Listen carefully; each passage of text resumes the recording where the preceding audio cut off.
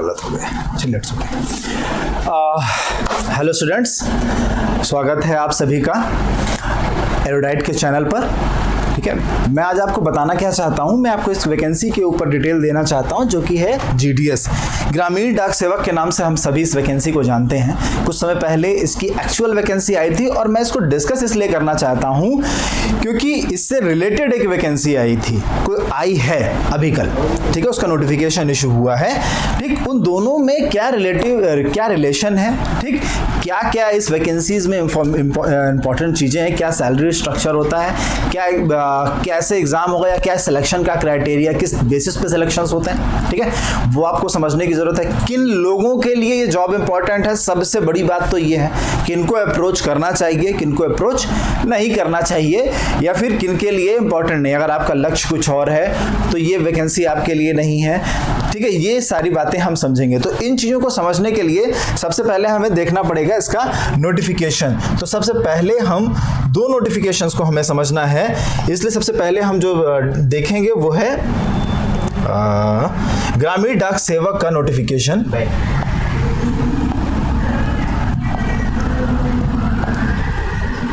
हाँ, तो ग्रामीण डाक सेवक का नोटिफिकेशन देखेंगे। देखिए, दो नोटिफिकेशंस हैं हमारे पास। उन नोटिफिकेशंस में हम समझेंगे कि क्या क्या एज क्राइटेरिया है, कब से कब तक आप फॉर्म भर सकते हैं, क्या क्या इंपॉर्टेंट चीजें हैं, ठीक है। चलिए, तो पहले तो हम ये समझ लेते हैं। देखिए, सबसे पहली चीज ये तो ये समझिए आप, ये वैकेंसी कौन निकाल रहा है, ये निकाल रहा है इंडियन पोस्टल डिपार्टमेंट। ग्रामीण डाक सेवक की ये वैकेंसी है जो कि इंडियन पोस्टल डिपार्टमेंट के थ्रू निकाली जाती है। इंडियन पोस्टल डिपार्टमेंट या फिर पोस्ट ऑफिस जो आप समझते हैं, डाक सेवा, उसी के थ्रू ये वैकेंसीज निकाली जाती हैं। लेकिन क्या आपको लगता है कि इनका काम वही है जो ट्रेडिशनल डाकिये का होता था? नहीं, एक्चुअली हमारा जो पोस्ट ऑफिस है, आपको पहले भी पता है कि वो बहुत सारे बैंकिंग के फंक्शन करता है, ठीक है। जैसे वो पैसों को डिपॉजिट एक्सेप्ट करता है, पैसों को कैश जमा करना, उसको निकालना, आरडी अकाउंट्स ओपन करना, उनके यहाँ एनएससी आप ओपन कर सकते हो, केवीपी किसान विकास पत्र खरीद सकते हो, यानी कि पैसों से रिलेटेड भी काम करता है, स्टाम्प की सेलिंग भी करता है, चिट्ठियों को भी रिसीव करना, इसे स्पीड पोस्ट करना, रजिस्ट्री करना, ये सारे काम भी डाक विभाग आपका करता है। तो उसी तरीके से उसने एक वैकेंसी निकाली है ग्रामीण डाक सेवक की, ठीक। अब समझने वाली बात क्या है कि इसकी दो चीजें इंपॉर्टेंट थी। पहला, एप्लीकेशन सबमिशन की जो स्टार्ट डेट है वो है क्या, 2 मई, यानी कि ये एप्लीकेशन इसका स्टार्ट होना शुरू हो चुका है। और आज लास्ट डेट क्या है, 5 जून इसकी लास्ट डेट है, ठीक है ना। तो 5 जून लास्ट डेट है, यानी कि अभी इस वैकेंसी में समय है, ठीक। अब इसके बाद दूसरी चीज समझिए, दूसरी चीज ये है कि इसमें 2 कैटेगरी के स्लैब्स हैं। एक है बीपीएम या फिर ब्रांच पोस्ट मास्टर, और ABPM assistant branch post master. इनमें देखिए, जो मिनिमम 4 घंटे की जॉब आपको करनी है, जिसके लिए आपको 12,000 रुपए या फिर 10,000 रुपए का वेतन आपको दिया जाएगा। अब समझिए, ये जो पर्टिकुलर जॉब है रूरल एरियाज में है, ज्यादातर रूरल या फिर सबअर्ब एरियाज में है, जहां पर पोस्ट ऑफिस की रीच कम है, या जहां पर लोगों के अंदर पोस्ट ऑफिस से रिलेटेड प्रोडक्ट, क्योंकि इंडियन पोस्ट पेमेंट बैंक भी पोस्ट ऑफिस स्टार्ट कर चुका है, उसके बारे में इंफॉर्मेशन लोगों के पास बहुत कम है। तो ऐसे एम्प्लॉयज को सिर्फ इसलिए नियुक्ति दी जा रही है, और वैकेंसी भी बहुत ज्यादा है, 36,000 वैकेंसी, 36,000 पद हैं इसमें, ठीक है, ताकि वो लोग रूरल एरियाज या सब अर्बन एरियाज में इंफॉर्मेशन पहुंचा सकें। किस चीज के बारे में? जो पोस्ट ऑफिस जो सारी फैसिलिटीज बैंकिंग की स्टार्ट कर चुका है, उनके बारे में जानकारी लोगों तक पहुंचा सके। क्यों?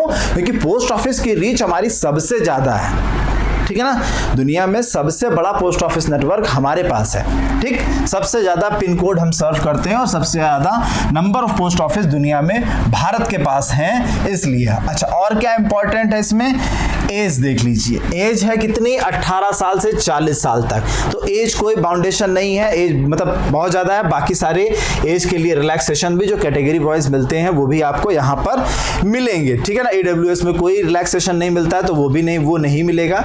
कुछ एजुकेशनल क्वालिफिकेशन में साफ साफ ये लिखा गया है कि सिर्फ और सिर्फ हाई स्कूल बेस पर। मैंने क्यों कहा किन लोगों के लिए जरूरी? ऐसे स्टूडेंट्स जो कि फाइनेंशियली कमजोर हैं, पैसों से आर्थिक रूप से कमजोर हैं, किसी गांव, किसी सुदूर क्षेत्र में रहते हैं और जो ये चाहते हैं कि उनकी पढ़ाई को पूरा करने के लिए उन्हें एक सपोर्ट की ज़रूरत है, उसके लिए वो थोड़ा काम कर सकते हैं ताकि उन्हें पैसों की अतिरिक्त मदद मिल सके। क्योंकि गवर्नमेंट इसमें क्लियर कर रही है कि आपको ये एक अंडरटेकिंग देनी पड़ेगी कि सिर्फ यही आपका प्राइमरी काम नहीं है, इसके अलावा भी आपके पास काम है जिससे आपका काम घर का चल जाता है। ये पैसे आपको सिर्फ सपोर्ट उस 4 घंटे के काम के लिए दिए जा रहे हैं जो कि आप पोस्ट ऑफिस डिपार्टमेंट के लिए करोगे। ठीक है, तो आप अगर ये एक्सपेक्टेशन कर रहे हैं कि इसमें बहुत ज़्यादा सैलरी मिलने वाली है या कोई परमानेंट नेचर ऑफ जॉब है, ऐसा कुछ भी नहीं है। गवर्नमेंट ने इसको पहले ही नोटिफिकेशन में क्लियर कर दिया। आपको भरना इसको क्यों है ये मैं आपको बताता हूँ। प्लस साथ ही साथ ये एक पैन इंडिया वैकेंसी है, इसलिए नॉलेज ऑफ लोकल लैंग्वेज ये नेसेसरी है। ऐसा नहीं हो सकता कि अगर आप हिंदी भाषी क्षेत्र के रहने वाले हों और आप साउथ के लैंग्वेजेस ना जानते हो तो आप साउथ में भी फॉर्म भर लें। इसलिए लोकल लैंग्वेज, क्योंकि आपका लोकल होना बहुत आवश्यक है। वैसे भी इतने कम पैसों में आप कहाँ चेन्नई में जाके रहेंगे, ठीक है, या फिर चेन्नई रहने वाला कहाँ यूपी में, लखनऊ में आकर के जॉब कर पाएगा। ठीक, इसीलिए इन चीज़ों को कंपलसरी करा गया है गवर्नमेंट की तरफ से। ठीक है, एक तो ये बेसिक चीज़ है नॉलेज ऑफ साइकिलिंग, है तो आई होप सभी को आनी चाहिए। गवर्नमेंट की तरफ से रिकमेंडेड होना चाहिए कि साइकिलिंग हेल्थ अगर अच्छी रखनी है आप सभी को तो साइकिलिंग तो आपको आनी ही चाहिए। ठीक है, चलिए तो हम और थोड़ी बहुत इंफॉर्मेशंस देखते हैं जो ज़रूरी है। रेजिडेंट अच्छा, इंपॉर्टेंट ये नहीं है, इंपॉर्टेंट ये वैकेंसी इतनी ज़्यादा इसलिए नहीं है क्योंकि इसमें आपको सैलरी कम दिख रही होगी, इसमें आपको काम भी बहुत मज़ेदार नहीं लग रहा होगा। लेकिन अब जो मैं आपको बात बताने वाला हूँ वो इम्पॉर्टेंट है। इसके बाद दूसरी एक वैकेंसी अभी कल आई है जिसका नोटिफिकेशन इशू हुआ है, वो भी नोटिफिकेशन मैं आपको दिखाने वाला हूं। वो वैकेंसी आप तभी फिलअप कर सकते हो जब आप ऑलरेडी ग्रामीण डाक सेवक की जॉब को करते हुए आपको 2 साल हो गया हो। ठीक है ना, यानी कि उस जॉब में सिर्फ और सिर्फ जिनके पास वर्क एक्सपीरियंस है उन्हें प्रेफरेंस दिया जाएगा या वही फॉर्म एलिजिबल ही हो सकते हैं। तो यहाँ 36,000 वैकेंसी है, लेकिन अगर आप देखोगे, मैं आपको उस नोटिफिकेशन को दिखा रहा हूँ। देखिए उसका नोटिफिकेशन ओपन हो रहा है आपके सामने। इंडियन पोस्ट पेमेंट बैंक, साफ साफ यहाँ पर लिखा हुआ है इंडियन पोस्ट पेमेंट बैंक। ठीक है ना, इंडियन पोस्ट पेमेंट बैंक आपके पास लिखा हुआ है ना, गवर्नमेंट ऑफ इंडिया अंडरटेकिंग, सरकारी विभाग। ठीक, लेकिन यहां पर भी जो जॉब है आपके लिए ये एक कॉन्ट्रैक्चुअल जॉब है जो कि आपको 2 साल के लिए ऑफर की जा रही है। देखिए मैं आपसे कोई भी चीज ऐसी नहीं बताने वाला हूं और चैनल्स की तरह जो कि फेक हो। ऐसा कोई कमिटमेंट, ऐसी कोई फेक इंफॉर्मेशन दे करके अपने YouTube चैनल को प्रमोट करने की कोशिश नहीं कर रहा हूं जो कि गलत हो, जिस बात पे आप मुझे बाद में ये कह सकें कि नहीं सर ये आप इंफॉर्मेशन आपने गलत दी थी। ऑनलाइन मीडियम का ये मतलब नहीं होना चाहिए कि कुछ भी हम गलत या सही या किसी को अपशब्द या कुछ भी गलत कह करके अपने चैनल को प्रमोट करें। हमारा मकसद है सही और एक्यूरेट इंफॉर्मेशंस लोगों तक पहुंचाना। ठीक है, चलिए तो हम इस पर्टिकुलर नोटिस को समझने की कोशिश करते हैं डिटेल में कि पहली बात तो इसको ऑनलाइन इस फॉर्म को फिलअप करना है। और पिछले वाले नोटिफिकेशन में एक चीज़ बताना मैं आपको भूल गया, वो वैकेंसी जो मैं स्टार्ट किया था बताना कि सिर्फ 10th पास के लिए है। अगर आपने इंटरमीडिएट, ग्रेजुएशन कुछ किया तो उससे कोई मतलब नहीं, किया है ठीक है, लेकिन आपके मार्क्स जो कैलकुलेट होंगे, क्योंकि वो पूरी मेरिट बेस्ड वैकेंसी है, तो वहाँ पर जो आपके मार्क्स कैलकुलेट होंगे वो सिर्फ और सिर्फ आपके हाई स्कूल के मार्क्स के बेसिस पर आपको जॉब मिलेगी। ठीक है, तो फिर इसका मतलब क्या है? इसका मतलब सिर्फ और सिर्फ ये है, यहां पर आप देखिए ये जो रिक्वायर कर रहा है ये 650 पोस्ट, 650 पोस्ट के लिए वैकेंसी है। ऐसे लोग जो कि ग्रामीण डाक सेवक की जॉब ऑलरेडी कर चुके हों और इनका काम किया जा रहा है engagement from DOP to perform sales and related activities at various offices of the bank as per requirement of the bank के रिक्वायरमेंट के हिसाब से आपको उस चीज को फिल करना। और देखिए जरा सा, जो भी लोग जीडीएस की नौकरी पिछले कुछ समय से, क्योंकि ये भर्ती पहली बार ऐसा नहीं है कि आई है, इसके पहले भी आ चुकी है। ठीक है, तो जो लोग इससे पहले से जीडीएस का काम कर रहे होंगे अब उनके सामने मेहनत से करने वालों के लिए सुनहरा मौका है कि वो 10 मई को वैकेंसी भरेंगे। 10 मई से 20 मई तक फॉर्म भरेंगे, 10 मई से 20 मई के बीच में फीस जमा करनी है और 20 मई को लास्ट डेट होगी पेमेंट करने की। 7 से 10 दिन के बीच में वो अपना जो है ऑनलाइन एग्जामिनेशन का एडमिट कार्ड डाउनलोड कर पाएंगे।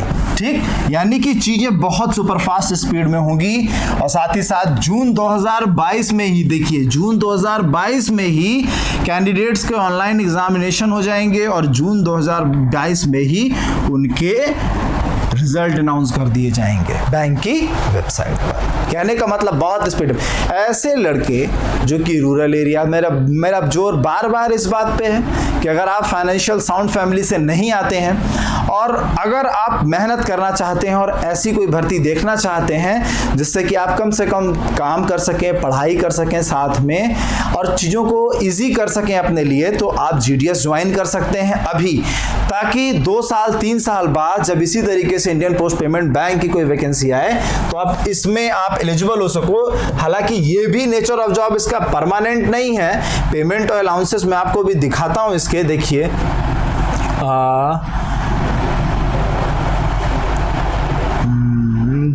ये देखिए यहाँ पर फिर से लिखा हुआ है कि नो स्केल एग्जीक्यूटिव पोस्ट है, number of vacancy 650, IPVP officers की होगी पोस्ट, ठीक है ना। सर्कल्स दिए हुए हैं।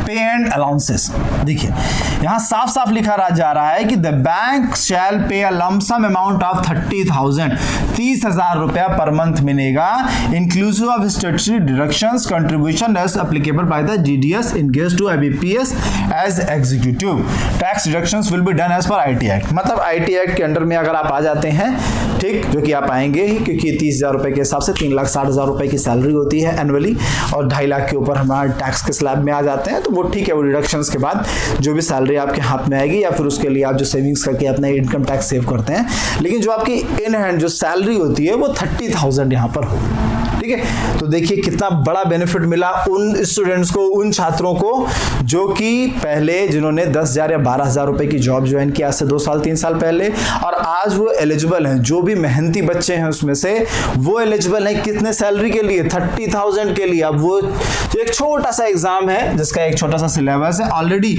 आप इसमें अब कंपटीशन आपका सभी लोगों से तो होना नहीं है। अब देखिए यहाँ पर पूरा का पूरा सिलेबस डिस्कशन है, क्या क्या आएगा एग्जाम में। देखिए awareness about IBP post payment bank के प्रोडक्ट्स के बारे में 20 क्वेश्चन आएंगे, ठीक है। बैंकिंग अवेयरनेस के बारे में 20 क्वेश्चन आ जाएंगे। इस तरह से जनरल अवेयरनेस GA के ऊपर 15 क्वेश्चन हो जाएंगे। कंप्यूटर अवेयरनेस के ऊपर भी 15-20 क्वेश्चन हो जाएंगे। न्यूमेरिकल एबिलिटी के ऊपर 20 क्वेश्चन, 15 क्वेश्चन रीजनिंग एबिलिटी के ऊपर और इंग्लिश लैंग्वेज के ऊपर 10 क्वेश्चन, ठीक है। यानी टोटल मार्क्स हो जाएंगे 120, ठीक। और इसमें आपका कंपटीशन सारे स्टूडेंट्स के साथ थोड़े ना है कि जो CGL भी भर रहे हैं, CHSL भी भर रहे हैं। ऐसे बच्चों के साथ है जो ऑलरेडी 2 साल से पोस्ट ऑफिस डिपार्टमेंट के लिए मेहनत से काम कर रहा है, ठीक। तो ऐसे ही स्टूडेंट्स को प्रमोशन मिलेगा ना।